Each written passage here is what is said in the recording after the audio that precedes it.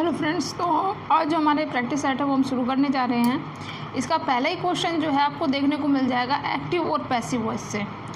The mason is building a wall.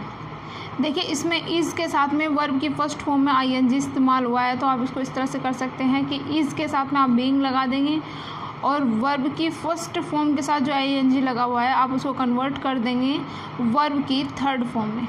ठीक है, तो जिसका सेकंड आंसर है वो इसका करेक्ट हो जाएगा।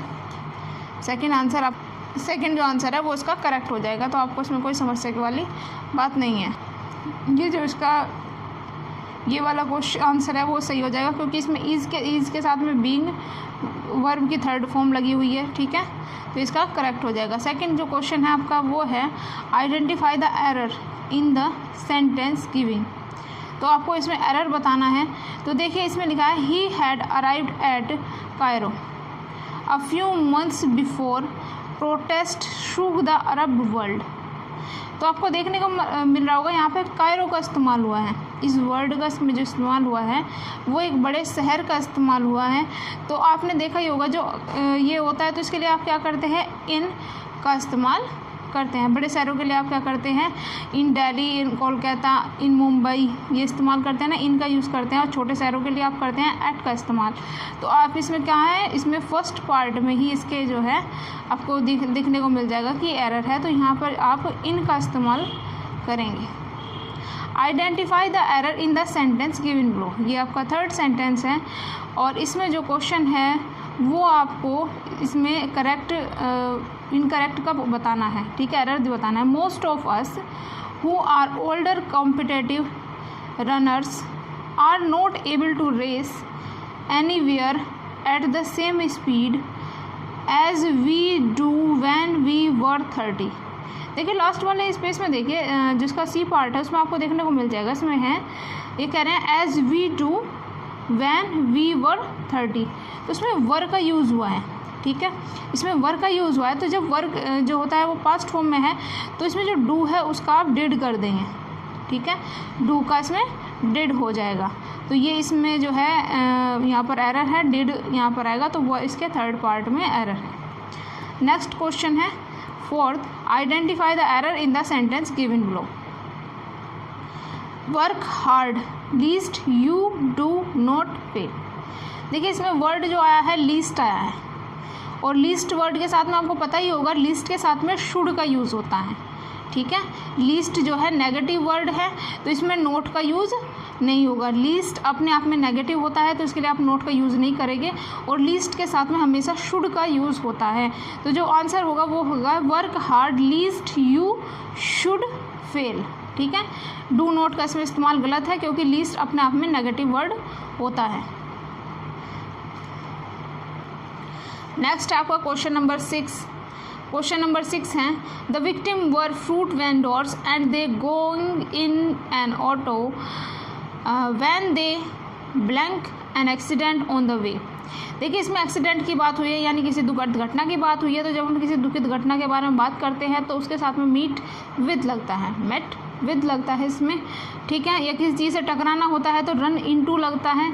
अनुभव होने पर आप एक्सपीरियंस लगाएंगे, हियर्ड के साथ में सुनना होगा। ठीक है, तो यहाँ पर बात हुई है कि जो विक्टिम्स है उनकी ऑटो के साथ में एक एक्सीडेंट होता है, तो यहाँ पर मेट विद लगाएंगे आप। ठीक है, एक दुखद घटना होती है। Choose the correct option for the phrase given below. ठीक है, तो इसमें आपका क्या होगा, be over the hill.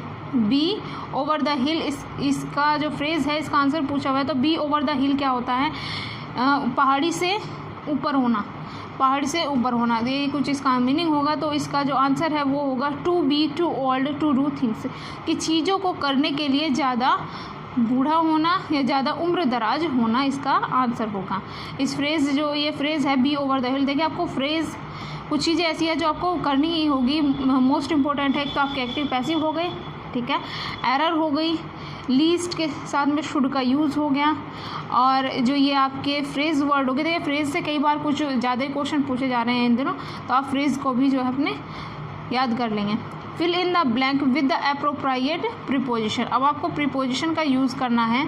Preposition है I have a problem. I have a problem, I can't sleep. तो नाइट की बात हुई है, तो नाइट क्या होता है, एक फिक्स्ड टाइम होता है, ठीक है।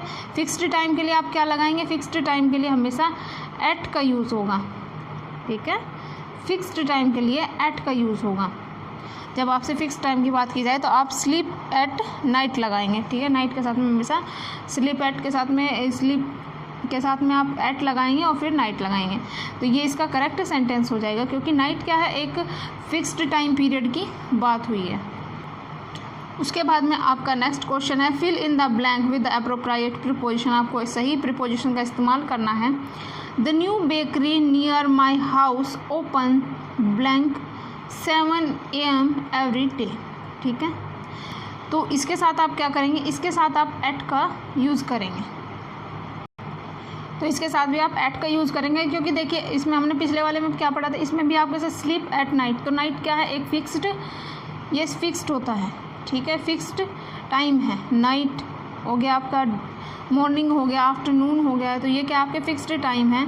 और इसमें आपको 7 AM बता दिया। सेकंड वाले में जब आप 8 वाला क्वेश्चन देखे थे, आपको उसमें बताएंगे 7 AM बता रखा है एवरी डे। कि जो बेकरी की शॉप है वाली, वो क्या है, 7 बजे खुल जाती है। तो इसमें क्या है, फिक्स्ड टाइम है उसका डेली, वो 7 बजे खुल जाती है। तो इसके लिए भी आप क्या करेंगे, फिक्स टाइम के लिए एट का इस्तेमाल करेंगे। नेक्स्ट क्वेश्चन है आपका, इसमें आपको सही अल्टरनेटिव का यूज़ करना है, ठीक है। Choose the correct alternative, correct इसमें चूज़ करना है आपको सेंटेंस में से। तो जिसका क्वेश्चन है वो क्वेश्चन होता है आपका, I disliked him not much for his meanness but for his dishonesty, ठीक है। तो इसका ये जो है सेंटेंस है। लेकिन आपको बता दें कि इसमें एक व्यक्ति की 2 कमियां बताई गई हैं, एक व्यक्ति की 2 कमियां बताई गई है, और दोनों कमियां कैसी है, वो दोनों बुरी कमियां हैं, ठीक है। इसमें वो कहते हैं फॉर हिज मीननेस, कि मैं उनकी जो मीननेस है उसे भी इसी तरह से नापसंद करता हूँ जितना कि उनकी डिसऑनेस्टी को। तो बट फॉर की जगह आप इसमें एज फॉर का इस्तेमाल करेंगे, क्योंकि दोनों जो हैं बुरी क्वालिटीज़ के बारे में यहाँ पर बात हो रही है। तो यहाँ कहने का मतलब उनका यह है कि मैं उनकी जो मीननेस है उनको इसी तरह से डिसलाइक करता हूँ जैसा कि उनकी डिसऑनेस्टी को, बेईमानी को, ठीक है। तो इसके लिए आप यहाँ पर बट फॉर के स्थान पर किसका, एज फॉर का इस्तेमाल करेंगे। नेक्स्ट क्वेश्चन आता है आपका सेंटेंस से, ठीक है। आपको इसमें कॉम्प्लेक्स सेंटेंस बनाना है। तो he is believed to have died of malaria. तो ऐसा विश्वास किया जाता है कि उनकी मृत्यु मलेरिया से हुई है।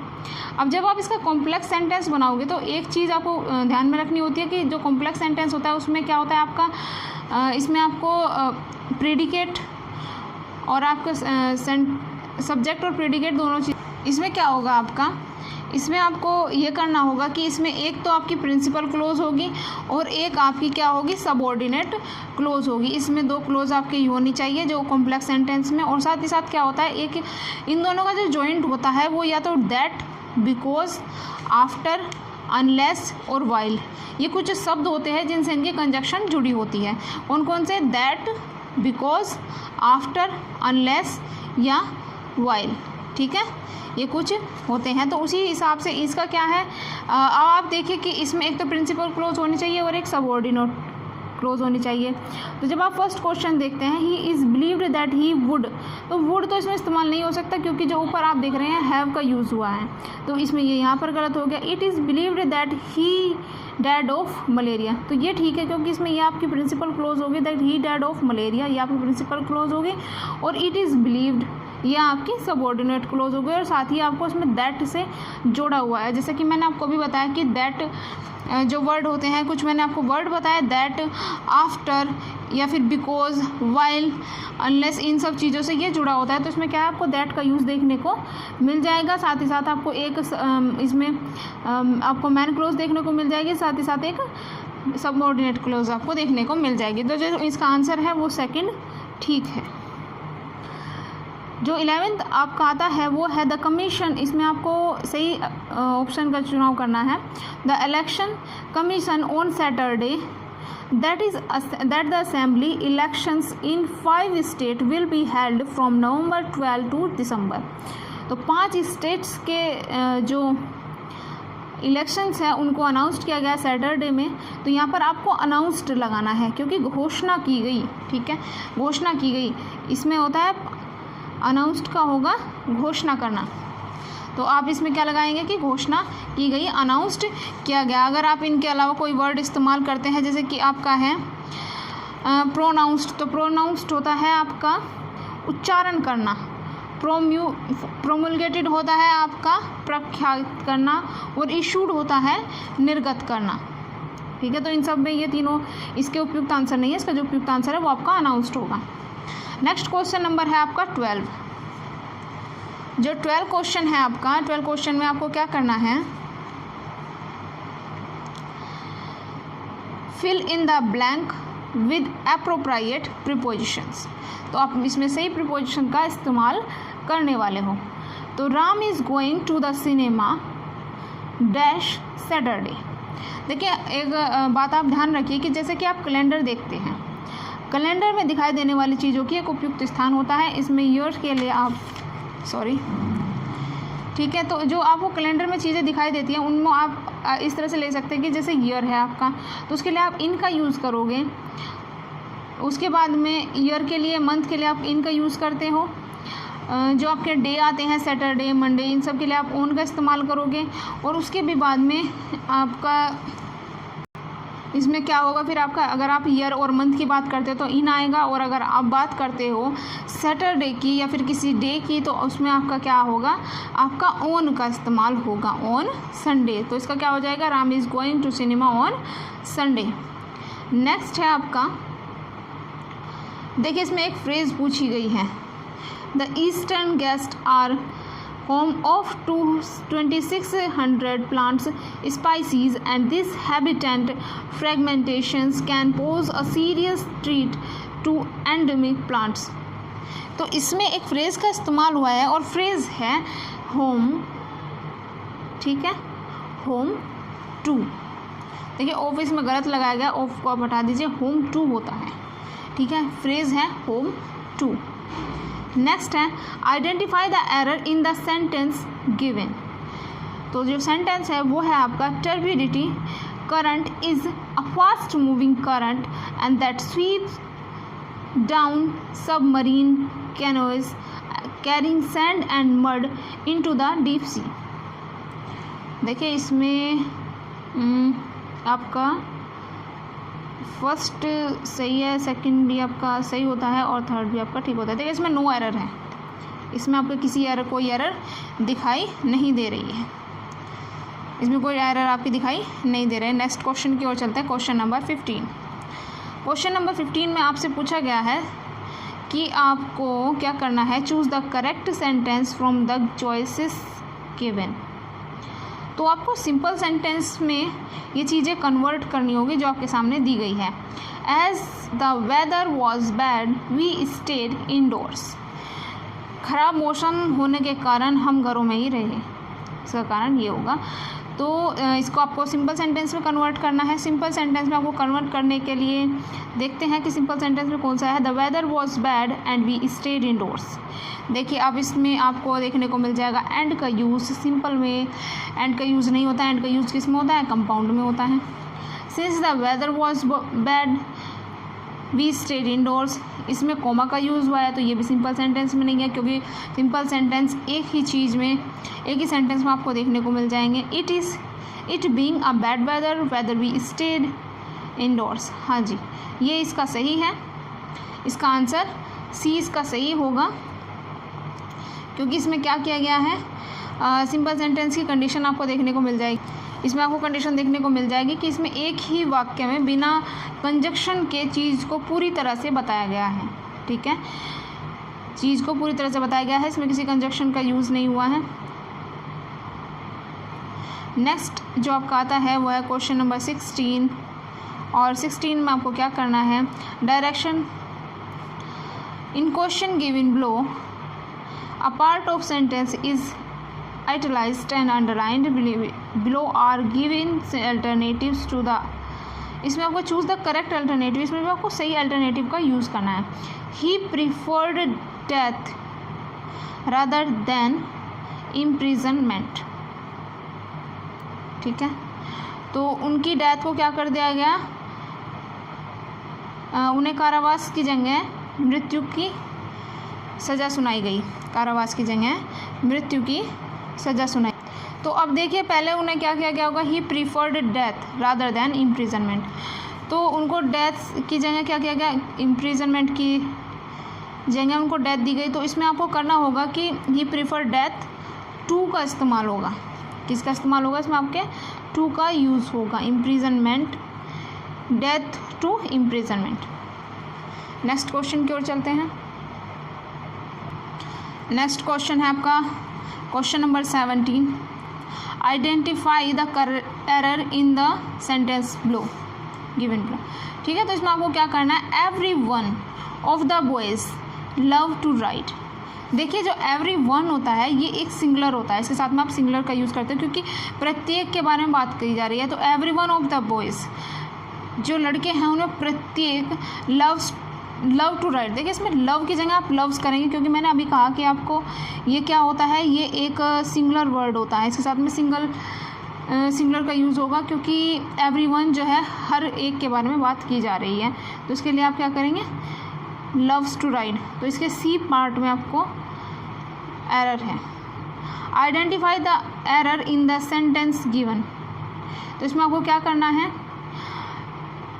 नाइदर प्रेज और blame seem to affect him. देखिए उसी तरह से जैसे अपने पहले इसमें फेस किया उसी तरह से नाइदर जो होता है, नाइदर और नोर वर्ड जहाँ पर आ जाता है उनकी जो वर्ब होगी वहाँ पर क्या लगती है, सिंगुलर लगती है। वर्ब क्या लगती है वहाँ पर, सिंगुलर लगती है। तो सीम के यहाँ पर आ जाएगा सीम्स, इसमें सीम्स का यूज़ होगा। तो neither praise nor blame seems to affect him. तो इसके पार्ट बी में दिक्कत है, गलती है। What is the incorrect sentence, आपको इनकरेक्ट सेंटेंस के बारे में बताना है। यू हैव 20 रुपीज़, ठीक है। आई हैव 2 10 रुपीज़ नोट्स, ठीक है। India can not accept the 2 nations theory. जी ये गलत है क्योंकि आप इसका सी पार्ट गलत है क्योंकि इसमें नेशन होता है, नेशंस नहीं होता। आप कहीं पे देखिए दोहरी राजनीति जो होती है, दोहरी देश नीति जो होती है, तो दोहरी देश नीति के लिए आप दोहरी देशों नीति थोड़े ना लगा सकते हैं। तो इसमें होगा 2 नेशन थियरी। भारत दोहरी देश नीति का को एक्सेप्ट नहीं करता, तो आप इसके लिए 2 नेशन थियरी लगाएंगे, ना कि नेशंस। इसमें ये वर्ड गलत है। Which of the following expression is correct. ये जो वर्ड है आपका ये लेटर्स से आया हुआ है, लेटर्स से आपका आया हुआ है। एप्लीकेशन लेटर्स में से आपको ये चीज़ें भी देखनी ज़रूरी है क्योंकि कई बार इनमें से क्वेश्चन पूछा जाता है। तो योर्स सिंसेरिटी फर्स्ट पार्ट इसका सही है। नेक्स्ट आता है choose the appropriate noun close that could replace the underline part of the given sentence. तो इसमें आपको क्या होगा, देखिए ये एक नाउन क्लोज है जिसमें आपको नाउन क्लोज में आपको क्या पता होगा, इसमें नाउन क्लोज के बारे में पूछा गया। तो नाउन क्लोज में आपको क्या होता है, एक सब्जेक्ट होता है, एक प्रीडिकेट होता है। तो सब्जेक्ट एक तरफ आपको प्रीडिकेट आपको दिया हुआ है, सब्जेक्ट आपको चुनना है। तो इसमें होगा दैट यू शुड चीट मी, इसका ये होगा answer, that you should cheat me hurts me. इसमें आपका क्या होगा, ये वाला इसका आंसर होगा that you should cheat me hurts me, क्योंकि इसमें नाउन क्लोज के बारे में बात की जा रही है। नेक्स्ट क्वेश्चन आता है आपका the meaning of the idiom to throw up the sponge. तो थ्रो अप द स्पॉन्ज होता है कॉन्टेस्ट को छोड़ देना, ठीक है। किसी कॉन्टेस्ट को छोड़ देना, किसी कॉन्टेस्ट में पार्टिसिपेट करें और आप उसे छोड़ दे तो उसका मीनिंग होता है to throw up the sponge, ये इसकी इडियम होती है। तो to oppose resolutely the undo the go to destruction, नहीं, इनमें से कोई इसका मीनिंग नहीं है, नन ऑफ द अबव।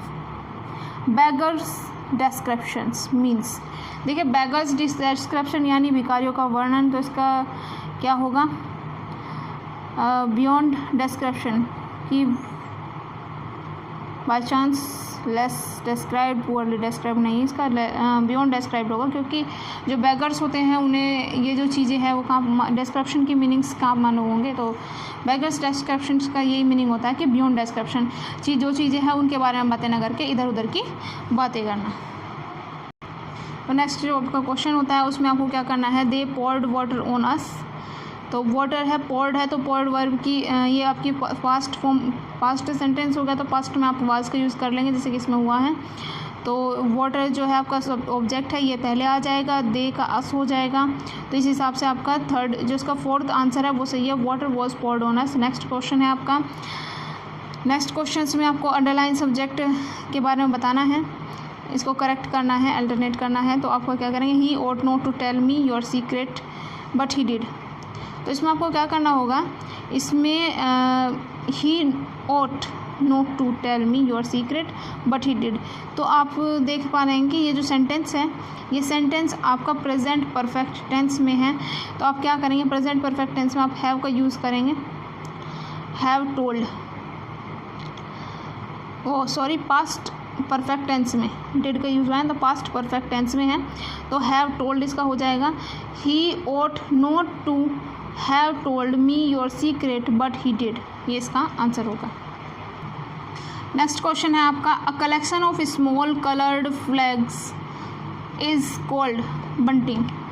इसका बंटिंग जो होता है, जो collection of small coloured flags होता है, उनके जो बहुत सारे जो झंडे होते हैं उनके एक छोटे कलेक्शन को बंटिंग बोलते हैं। The study of the intended meaning of the speaker is pragmatics. देखिए प्रैग्मेटिक्स क्या होता है, जब हम किसी स्टडी को जब कोई स्पीकर स्टडी का इस्तेमाल करता है प्रैक्टिकल रूप में तो उसे हम प्रैग्मेटिक्स बोलते हैं। ठीक है, तो इसमें यही किया गया है कि speaker the study of the intended meaning of the speaker is pragmatics. इसमें नेक्स्ट क्वेश्चन में आपसे पूछा गया है करेक्ट स्पेलिंग का, तो रिकॉन्नेसेंस ये इसका सही आंसर है, फर्स्ट इसका सही आंसर है, रिकॉन्सेंस इसका सही अक्षर है, आंसर है सर्वेक्षण। नेक्स्ट क्वेश्चन है आपका, I said to him do you know my name. I said to him, तो उन्होंने क्या किया, उन्होंने उनसे क्या क्या क्वेश्चन पूछा। तो से टू का हो जाता है आस्क्ड, तो आस्क्ड आप 3 क्वेश्चंस में देखने को मिल जाएंगे। तो आस्क्ड से टू का आस्क्ड हो जाता है, तो आप इसमें आई आस्क्ड हिम, तो आप 3 चीज़ों में देख सकते हैं। और जब आप डू यस या नो क्वेश्चन मार्क वाले वर्ड होते हैं, यस या नो वाले, तो उनमें डू यू को आप किस से जॉइंट करते हैं, डू के स्थान पर आप लगा देते हैं इफ़। तो इफ़ आपको देखने को मिलेगा he asked him if my name, तो माई की जगह if you know my name नहीं, यू का इस्तेमाल हम क्या करते हैं, यू को कन्वर्ट कर देते हैं हम, हिम है तो ही में कन्वर्ट हो जाएगा। तो ही आपको कहाँ देखने को मिलेगा, ही आपको देखने को मिल रहा है फोर्थ सेंटेंस में, ये इसका करेक्ट आंसर है। देखिए आई से टू के स्थान पर हो गया आपका आस्क्ड, और डू को हटाकर इफ़ कंजक्शन कर देते हैं, और यू का इस्तेमाल हिम के आधार पर ही हो जाएगा, नो का वर्ब की थर्ड फॉर्म न्यू लग जाएगी, माई नेम। ठीक है, I asked him if he knew my name. Next question number 31, which of the following is grammatically incorrect. Grammatically incorrect word को आपको क्या करना है, राइटनिंग ही through the stick on the into the river. ठीक है, he went near the stations, he was a favourite with his friends. ये तीनों ठीक है, ये इसमें गलत है, क्योंकि देखिए जो नियर वर्ड होता है, नियर जो आपका वर्ड है उसके साथ में क्या होगा, ये कभी भी आपके नाउन से पहले नहीं आता, इसके बाद में क्या है नाउन नहीं आता। तो स्टेशन क्या है, एक नाउन का इस्तेमाल हुआ है, तो नियर के साथ में नाउन का इस्तेमाल नहीं होता, तो आपका ये सेंटेंस गलत है। नेक्स्ट क्वेश्चन आता है आपका क्वेश्चन नंबर 32। इसमें भी क्या करना है, आपको सही अल्टरनेटिव का यूज़ बताना है, चूज़ द करेक्ट अल्टरनेटिव, और जो आपको अंडरलाइन वर्ड है इसके स्थान पर। They kept the idea secretly, नहीं ये इसका गलत आंसर है। सीक्रेटिव गलत होता है, सीक्रेटिवली ये भी गलत होता है, तो सीक्रेट इसका सही वर्ड होगा। They kept the idea secret. Next question की तरफ चलते हैं। नेक्स्ट क्वेश्चन है आपका 33, change the following sentence into indirect sentence. He said to him, please wait there till I return। उन्होंने कहा कि कृपया इंतज़ार करें जब तक मैं नहीं आता। तो सेड टू, प्लीज़ का इस्तेमाल हुआ है तो रिक्वेस्ट होगा, रिक्वेस्ट आपको यहाँ पर देखने को मिल रहा है, यहाँ पर देखने को मिल रहा है, यहाँ पर देखने को मिल रहा है, ठीक है। उसके बाद में इसमें क्या होगा, जो उसका जॉइंट होगा वो टू से किया जाएगा। प्लीज़ वाले जो वर्ड होते हैं जिसमें प्लीज़ का स्टार्टिंग में यूज़ होता है तो आप उन्हें जॉइंट करते हैं टू से। तो इसमें है दैट वेदर टू, तो टू आपका इसमें इस्तेमाल हुआ है, ये इसका करेक्ट आंसर हुआ। ये requested him to wait there till he return, ठीक है। वर्ब की थर्ड फॉर्म लग जाएगी, रिटर्न आ जाएगा इसमें, क्योंकि जब तक वह नहीं लौटता। नेक्स्ट क्वेश्चन है आपका डायरेक्शन का। Choose the word which is opposite in meaning.